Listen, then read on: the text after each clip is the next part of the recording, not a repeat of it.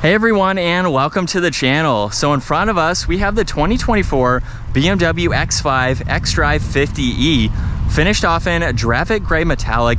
MSRP is just over $84,000. So we have a plug-in SUV that has quite a lot to offer. So let's start off with what powers this. Underneath the hood, you will find the 3-liter twin power turbo inline 6 paired to that hybrid electric system. It's also paired to the 8-speed automatic, and it pumps out 483 horsepower, 516 pound-feet of torque. That power sent through the xDrive all-wheel drive system, propelling this 5,500-pound SUV from 0 to 60 in 4.5 seconds. Top speed is 140, and this also has a range of about 40 miles on just the EV system alone. So as we work our way to the exterior styling now, up front, this has matte black for the kidney grille, active grille shutters to provide even more cooling, so those will open when needed. There's a forward-facing camera, all the sensors, even the sensor in the lower section, and a lot more cutouts in that bumper. Even air inlets on both sides to provide a lot more airflow. This has LED headlights, DRLs, and turn signals. And you'll notice too, blue surrounding the BMW badge to indicate this is a hybrid. Very nice lines run down the hood as well. So it has that classic X5 design to it with a few subtle touches, including the regenerative braking. This has a set of 21-inch wheels with that 5 Y-spoke design to it with the blue M Sport brakes, and of course regeneration since this is a hybrid. Very nice lines for those fender arches, power folding side mirrors that have the camera system and the turn signal. And then it has a moonroof up top with more gloss black that surrounds all of the window trim too. There's even another trim piece just behind that front tire. And then in back has a body colored spoiler with that third brake light, wiper blade in the lower section, a dark housing for these LED taillights, the backup camera with all these sensors, dual exhaust. This can even tow right around 6,000 pounds, which is pretty impressive. So it's still a capable SUV, and it does have remote start.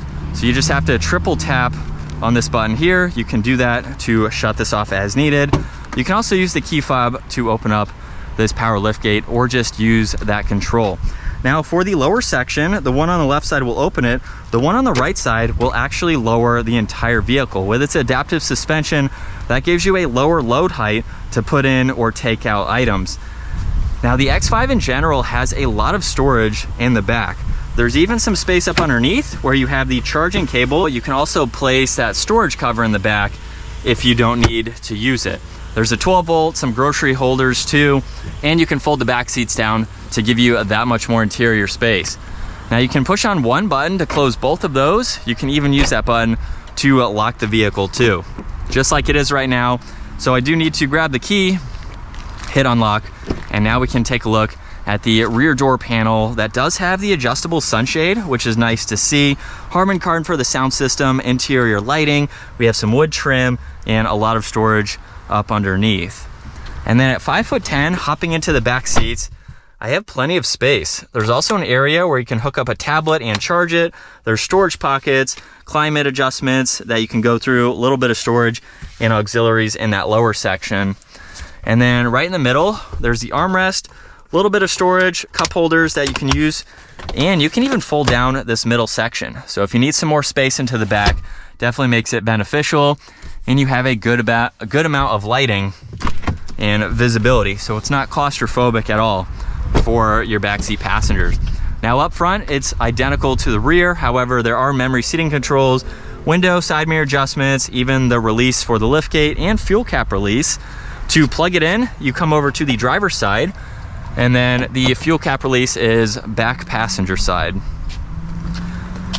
And then we have these automatic seats. Only a manual adjustment is the leg support there.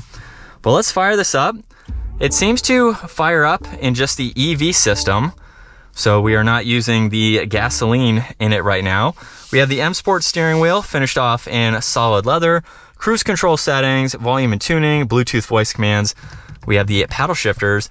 Then we also have the button in the middle to go through some of this content within the gauge cluster. So you can scroll through all of this just depending on what you'd like to see for the day. And then there's also the layout, so you can change how you would like to see this information. It changes slightly, not a whole lot, Last one is for the head-up display. So you have the sport view, reduced view, and then directional view.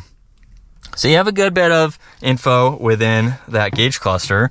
A little bit of storage on the left side along with the headlight adjustments. And then looking at the infotainment system, you have a split style. So on this left side, you can scroll through all this information as needed. And then in the lower section, you can quickly get through all of this. You can use the rotary dial down below too to further go through all of this information within the apps.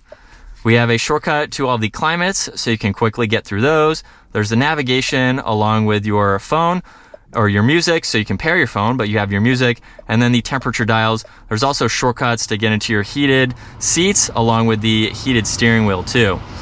And then underneath that, there are 2 air vents, power and volume and tuning, along with some defrosters. And if I open this up, there's wireless charging with a little bit of storage, 2 cup holders, and some auxiliaries. This is that rotary dial that I mentioned earlier with all these shortcuts to quickly get through all this information. And then looking at the shifter, if we push this forwards, that is for reverse. So we have the top-down view on that right side with some shortcuts, and then you can go through the rest of this information as needed, even get into that 360 view with all these shortcuts that are on that right side. Now, if I put this into a drive, now you can get through to the forward-facing camera and you can get that more visibility that you need. Sport mode is also to the back, and then we have park. Now, to the left side of that, there's traction control, parking sensors.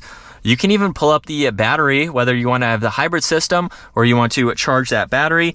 And there's also a few different driving modes. There's sport, hybrid, and then the electric. So you can go through those as needed as well. Downhill assist, auto hold, and the e-brake. A little bit of storage in that center armrest, along with the glove box there, and the illuminating light that goes to the X5 badge. Up top, there's the dome lights, as well as the controls for that sunshade, sunroof, and you have a good bit of visibility from this driver's seat. And with it in sport mode and second gear, here we go. I am so amazed at the performance from this 3-liter inline 6. With that hybrid system pushing over 500 pound-feet of torque, you pretty much have that instantly when you give this gas. And we have the range now for the gas just popped up for 50 miles, but we still have almost 40 on the EV system. So combined, we're close to about 90 miles. So even though we need to fill up and we kind of need to charge, we still have a really good healthy range in order to find a gas station to get home wherever you may be, which is one thing that I love about this hybrid technology, because you can utilize both at the same time. You can save one, just use the other. We have regenerative braking to help charge that EV system, or plug it in, of course, at your house. You can get a 240 fast charger for your house. You can go to charging stations and get a little bit of juice in it if you need to. But it's not something that you have to charge all the time since you have gas. So if you're going to remote areas that may not even have a charger, you can run the battery to 0 miles and then just fill up until you get back home or back to normal life, where you may have a lot more chargers if you even need to use one. So I think it is really cool technology for $85K. It's really not abnormal for what you're getting either. For this BMW X5, it's in the range of other X5 models. You just get that hybrid system, which is a cool benefit. So quick when you combined everything and have it in sport mode. Now, in order to go into electric, like I said, you have to be in drive. You cannot use the paddles. Here we go, full throttle. And it's what you'd expect. That really wasn't anything at all. But when you combine them, that's where you really get a lot of that torque working everything together, which is awesome to see. But driving this X5, like every other X5, very refined feeling, comfortable. I don't really have any complaints with this. If anything, it's a really good option if you want that hybrid system versus just having strictly an EV vehicle. And you still have plenty of space. There's nothing compromised with this being the E model. Everything in the back seat, cargo space, everything is what you would expect. So you're not really sacrificing anything. And I think it's a really cool option to go with. But that's going to wrap it up for this 2024 BMW X5 xDrive50e. Once again, huge shout out to Hendrick BMW Northlake for providing this for me today. Check out their website. Also give this video a huge thumbs up if you enjoyed it, and smash that subscribe button so you guys don't miss out on our daily uploads. I will see you all in the next video.